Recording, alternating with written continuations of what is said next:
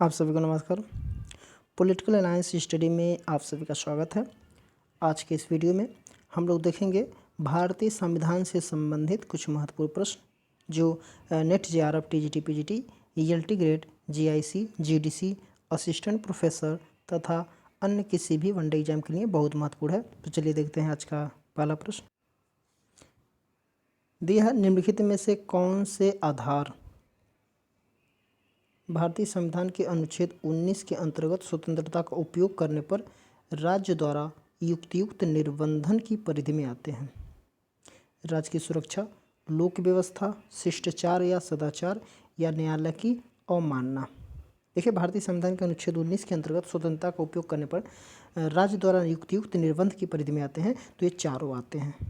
तो इसका option D इसका सही उत्तर हो जाएगा। अगला प्रश्न है, दिया कि एक बार संसद द्वारा वित्तीय आपात की स्वीकृति मिलने के बाद इसकी उद्घोषणा कितने समय तक रह सकती है? 2 माह, 3 वर्ष, संसद की कार्यावधि तक या अनिश्चित काल तक? तो इसका जो सही उत्तर हो जाएगा अनिश्चित काल तक। ऑप्शन डी इसका राइट आंसर हो जाएगा। अगला प्रश्न है, दिया कि इसका छोटा कर ले रहे हैं कि दिया कि भारत के उपराष्ट्रपति के संबंध में, ध्यान रहे उपराष्ट्रपति की बात हो रहा है, उपराष्ट्रपति के संबंध में निम्नलिखित कथनों पर विचार कीजिए और नीचे दिए गए कूट का सही उत्तर चुनिए। तो दिया है, इनका निर्वाचन, किसका? उपराष्ट्रपति का निर्वाचन आनुपातिक प्रतिनिधित्व के अनुसार एकल संक्रमणीय मत द्वारा होता है। तो ये सही है बिल्कुल। फिर इनका निर्वाचन लोकसभा तथा राज्यसभा के सभी सदस्यों द्वारा होता है, तो ये भी बिल्कुल सही है। इनके निर्वाचन में राज्य विधानसभाओं के सदस्यों को मतदान का अधिकार नहीं होता है, ये भी बिल्कुल सही है। ये राज्यसभा के सभापति होते हैं, तो बिल्कुल सही है। तो यहाँ पे ऑप्शन सी इसका राइट आंसर हो जाएगा। सभी चारों ऑप्शन सही है। नेक्स्ट है, दिया है कि निम्नलिखित को उनके कालानुक्रम में व्यवस्थित कीजिए तथा नीचे दिए गए कूट से सही उत्तर का चयन कीजिए। देखिए, यहाँ पे बंधुआ मुक्ति मोर्चा बनाम भारत संघ दिया है, एमसी मेहता बनाम भारत संघ, एडीएम जबलपुर बनाम शिवकांत शुक्ला और बालकोच कर्मचारी संघ बनाम भारत संघ। तो देखिए, इसमें जो पहले नंबर पे आ जाएगा वो एडीएम जबलपुर बनाम शिवकांत शुक्ला। फिर आ जाएगा ये बंधुआ मुक्ति मोर्चा बनाम भारत संघ, ये दूसरे नंबर पे आ जाएगा। एमसी मेहता बनाम भारत संघ, ये हो जाएगा तीसरे पे। और सबसे लास्ट में बालको कर्मचारी संघ बनाम भारत संघ, ये चौथे पे आ जाएगा। तो इसके हिसाब से हमारा ऑप्शन ए इसका राइट आंसर हो जाएगा। नेक्स्ट, दिया कि न्यायमूर्ति पूंछी आयोग किससे संबंधित है? न्यायमूर्ति पूंछी आयोग किससे संबंधित है? शहरी शासन, केंद्र राज्य संबंध, जिला प्रशासन या चुनाव सुधार? तो इसका जो सही उत्तर हो जाएगा केंद्र राज्य संबंध। ऑप्शन बी इसका सही उत्तर हो जाएगा। अगला है, दिया कि किस समिति का यह विचार था कि पंचायती राज संस्थाएं सम्यक ढंग से चलती रहती यदि ग्रामीण भारत में विकास के पुरोधा के रूप में उन्हें जिम्मेदारियां सौंपकर समुचित ढंग से प्रोत्साहित किया जाता? दिया है ए अशोक मेहता, एल.एम. सिंघवी, जी.वी.के. राव और पी.के. थुंगन। तो इसका जो सही उत्तर हो जाएगा अशोक मेहता। ऑप्शन ए इसका सही उत्तर हो जाएगा। अगला है कि किस मुख्य चुनाव आयुक्त ने भारत के राष्ट्रपति को पत्र लिख करके चुनाव आयुक्त को हटाने की सिफारिश की थी? नवीन चावला, एन गोपाल स्वामी, टी.एन. शेषन और एम.एस. गिल। तो इसका जो सही उत्तर हो जाएगा N Gopal Swami. Option B इसका सही उत्तर हो जाएगा। अगला है, दिया है कि 73वें संविधान संशोधन में व्यवस्था की गई है। देखिए, जो 73वां संविधान संशोधन हुआ था वो उसमें कुछ व्यवस्था की गई है। तो क्या की गई है इसमें व्यवस्था? पहला कि ग्रामीण एवं शहरी निकायों को संवैधानिक दर्जा। तो देखिए, इसमें शहरी नहीं आएगा, शहरी 74 में आ जाएगा, तो ये नहीं होगा। ठीक है, तो इसके हिसाब से ये नहीं है। पंचायती राज की सभी सभाओं में के सभी संस्थाओं के लिए त्रिस्तरीय व्यवस्था। देखिए, ये सही है, त्रिस्तरीय व्यवस्था किया गया था। तीसरे नंबर पर पंचायती राज के सभी स्तरों पर अध्यक्षों और सदस्यों का प्रत्यक्ष निर्वाचन है। प्रत्यक्ष निर्वाचन सभी में नहीं है, सिर्फ ग्राम पंचायत में प्रत्यक्ष निर्वाचन है, बाकी में सब अप्रत्यक्ष है। देखिए, कैग नियंत्रक एवं महालेखा परीक्षक द्वारा पंचायत की निधियों की लेखा, ये बिल्कुल गलत हो जाएगा। देखिए यहाँ पे ऑप्शन बी इसका सही उत्तर हो जाएगा, सिर्फ दूसरा सही है, तो ऑप्शन ए इसका सही उत्तर हो जाएगा। अगला प्रश्न है, दिया है केंद्रीय चुनाव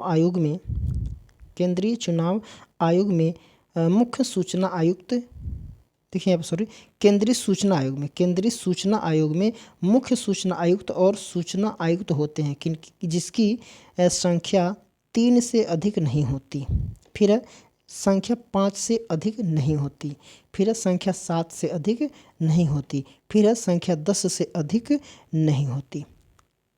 तो इसका जो सही उत्तर हो जाएगा, संख्या जो है ये 10 से अधिक नहीं होती, ऑप्शन डी इसका सही उत्तर हो जाएगा। अगला है, मिलान करना है। दिया कि सूची 1 दिया है और सूची दूसरा दिया है और दोनों को मिलान करना है और नीचे कूट दिया गया है, उसमें सही ऑप्शन लगाना है। देखिए, होता समिति है और संथानम समिति है, सरकारीय समिति है और यशपाल समिति है, और एक तरफ वो किससे संबंधित है वो दिया गया है। ठीक है, तो देखिए यहाँ पे होता जो समिति है, तो जो होता समिति है ये हो जाएगा सिविल सेवा में सुधार। होता समिति का जो संबंध हो जाएगा वो सिविल सेवा में सुधार से संबंधित हो जाएगा। फिर है संथानम समिति जो है भ्रष्टाचार की रोकथाम से संबंधित है, तीसरा हो जाएगा। और सरकारीय आयोग जो है केंद्र राज्य संबंध से होता है, और यशपाल समिति जो हो जाएगा वो उच्च शिक्षा में सुधार से संबंधित है। तो इसका जो ऑप्शन बी है ये सही उत्तर हो जाएगा। नेक्स्ट, दिया निम्नलिखित में से कौन भारत के संविधान के अनुच्छेद 21 के अंतर्गत आते हैं? आश्रय का अधिकार, बिल्कुल सही है। फिर अच्छी सड़कों का अधिकार, ख्याति का अधिकार और शुद्ध पेयजल का अधिकार, ये चारों ऑप्शन सही हो जाएंगे, तो ऑप्शन डी इसका राइट आंसर हो जाएगा। नेक्स्ट, देखिए यहाँ पे भारत में विभागों से संबंधित संसदीय स्थायी समितियों के विषय में नियम कब बने? ठीक है, तो यहाँ पे देखिए ये भरण दिया है, इसको भारत कर लीजिएगा। भारत में विभागों से संबंधित संसदीय स्थायी समितियों के विषय में नियम कब बने? 1977, 1981, 1989 और 2010। तो इसका जो सही उत्तर हो जाएगा 1989, ऑप्शन सी इसका राइट आंसर हो जाएगा। ये भरम नहीं है, ये भारत है। नेक्स्ट, दिया है निम्नलिखित में से कौन केंद्र राज्य संबंध के विषय में सरकारीय आयोग का सदस्य नहीं था? न्यायमूर्ति आर.एस. सरकारिया बिल्कुल थे, जीवी रामकृष्णन ये नहीं थे, बी शिवरमन ये भी थे, और डॉक्टर S.R. सेन ये भी थे। तो इसका ऑप्शन बी इसका सही उत्तर हो जाएगा, ये नहीं थे। नेक्स्ट, दिया प्रश्न कि भारत के चुनाव आयोग को कब से 3 सदस्य वाला निकाय बनाया गया? 1989, 1990, 1993 और 2001। तो इसका जो सही उत्तर हो जाएगा ऑप्शन सी 1993, ऑप्शन सी इसका सही उत्तर हो जाएगा। अगला प्रश्न है, दिया है कि निम्नलिखित किसान आंदोलन को उनके सही कालक्रमानुसार व्यवस्थित कीजिए, और नीचे कूट दिया गया है, उसमें से सही उत्तर का चुनाव करना है। देखिए, तेभागा है, चंपारण, ये सब आंदोलन है। तेभागा आंदोलन है, चंपारण आंदोलन है, सिंगूर आंदोलन है और बारदोली आंदोलन है। इसको कालक्रम के अनुसार व्यवस्थित करना है। तो इसमें जो सबसे पहले आ जाएगा वो हो जाएगा चंपारण, 1917 में हुआ था। चंपारण ये 1917 में हुआ था। उसके बाद से बारदोली उसके बाद हुआ था, ये दूसरे नंबर पे आ जाएगा।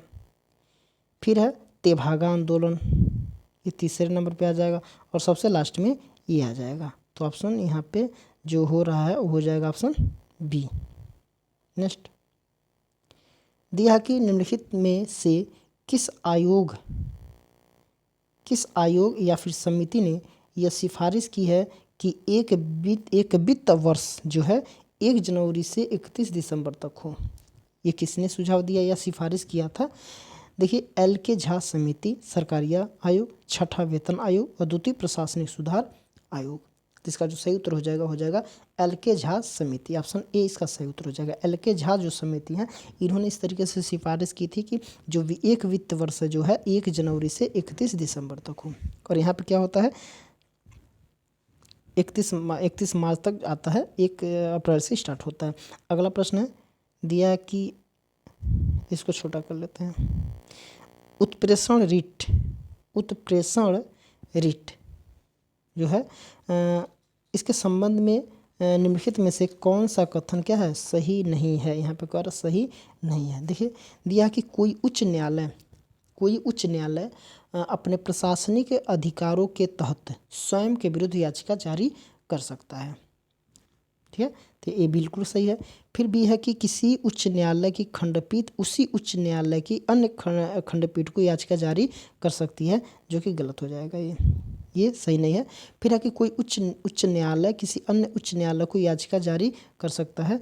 कोई उच्च न्यायालय अपने क्षेत्राधिकार में अवस्थित किसी न्यायाधिकरण को उत्प्रेषण रिट जारी कर सकता है, तो ये भी सही हो जाएगा। तो इसका उत्तर हो जाएगा ऑप्शन बी, ये नहीं होगा। नेक्स्ट दिया है निम्नलिखित में से किस मामले में भारत के उच्चतम न्यायालय ने अविरत परमादेश के सिद्धांत का प्रयोग किया। अविरत परमादेश के सिद्धांत का प्रयोग किया। एसपी गुप्ता बनाम भारत संघ, फिर है सुनील बन्ना फर्स्ट बनाम दिल्ली प्रशासन, और विनीत नारायण बनाम भारत संघ, और शगीर अहमद बनाम उत्तर प्रदेश राज्य। तो इसका जो सही उत्तर हो जाएगा विनीत नारायण बनाम भारत संघ, ऑप्शन सी इसका सही उत्तर हो जाएगा। इन्होंने इस मामले में क्या है कि भारत के उच्चतम न्यायालय ने अविरत परमादेश के सिद्धांत का प्रयोग किया था विनीत नारायण बनाम भारत संघ के द्वारा। अगला प्रश्न दिया है कि पॉकेट वीटो का उपयोग करने वाले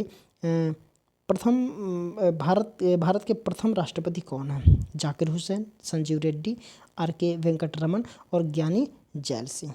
तो इसका जो सही उत्तर हो जाएगा ज्ञानी जैल सिंह। ये पॉकेट वीटो का प्रयोग किए थे। ये भारत के प्रथम राष्ट्रपति ऐसे हैं जो पहली बार पॉकेट वीटो का प्रयोग किए थे। अगला प्रश्न है निम्नलिखित में से ये किसने कहा था कि भारतीय संघवाद अपनी विशिष्ट आवश्यकताओं को पूरा करने वाला एक नए प्रकार का संघ है। ग्रेनविल ऑस्टिन बोले थे, या आइवर जेनिंग्स बोले थे, या अलेक्जेंड्रिया विच बोले थे, या फिर रोनाल्ड वाट्स बोले थे। कौन बोले थे? तो यहाँ पे ग्रेनविल ऑस्टिन बोले थे। ऑप्शन ए इसका सही उत्तर हो जाएगा। अगला प्रश्न है दिया है कि निम्नलिखित में से कौन सा कथन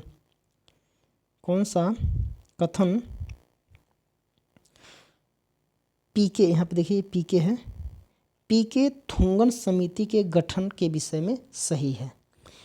यह है जिला आयोजन में आवश्यक राजनीतिक तथा प्रशासकीय संरचना के प्रारूप पर विचार करना। ठीक है, तो ये बिल्कुल सही हो जाएगा। फिर ग्रामीण विकास हेतु प्रशासकीय प्रबंध के बारे में विचार करना नहीं। फिर विकेंद्रीकृत आयोजन की आवश्यकता भी नहीं है। फिर प्रखंड स्तर पर आयोजन हेतु दिशा निर्देश तैयार करना, ये भी गलत हो जाएगा। तो ऑप्शन ए इसका राइट आंसर हो जाएगा। नेक्स्ट अगला प्रश्न है दिया है कि किस वर्ष भारतीय कम्युनिस्ट पार्टी यानी कि मार्क्सवादी, कौन कम्युनिस्ट पार्टी? भारतीय कम्युनिस्ट पार्टी दो हैं, तो ये कम्युनिस्ट मार्क्सवादी वाला है, एक पृथक राजनीतिक पार्टी के रूप में उभर करके आई। कब आई? 1960, 64, 68 या 73। तो इसका जो सही उत्तर हो जाएगा 1964। ठीक है, और भारतीय कम्युनिस्ट पार्टी की स्थापना जो हुई थी 1925 में हुई थी, और ये उससे अलग निकला। मार्क्सवादी जो कम्युनिस्ट पार्टी है 1964 में, उसी से ये अलग निकल करके बन करके आया। नेक्स्ट अगला प्रश्न है दिया है निम्नलिखित में से किसने भारत में चुनाव का खर्च राज्य द्वारा किए जाने का विरोध किया? न्यायमूर्ति वीपी जीवन रेड्डी, फिर इंद्रजीत गुप्त, तारकुंडे और दिनेश गोस्वामी। इसका जो सही उत्तर हो जाएगा न्यायमूर्ति बीपी जीवन रेड्डी। ऑप्शन ए इसका सही उत्तर हो जाएगा।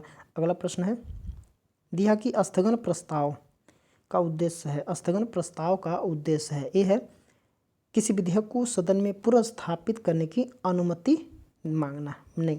सरकार की निंदा करना, नहीं। बजट में कमी लाने का प्रस्ताव भी नहीं है।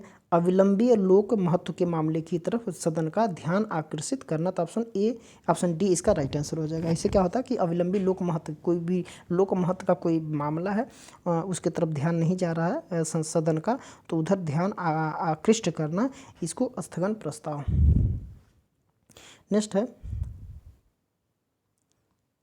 दिया कि ये सेट का लास्ट प्रश्न है, दिया कि निम्नलिखित में से किसके द्वारा ग्रामीण स्थानीय शासन को संवैधानिक दर्जा देने का पहला प्रयास किया गया? छठा संविधान संशोधन विधेयक, 68वां संविधान संशोधन विधेयक, या 72वां संविधान संशोधन विधेयक, या 73वां संविधान संशोधन विधेयक। यहाँ पे 64वें संविधान संशोधन में पहली बार जो स्थानीय शासन को संवैधानिक दर्जा देने का प्रयास किया गया था, तो ऑप्शन ए इसका राइट आंसर हो जाएगा।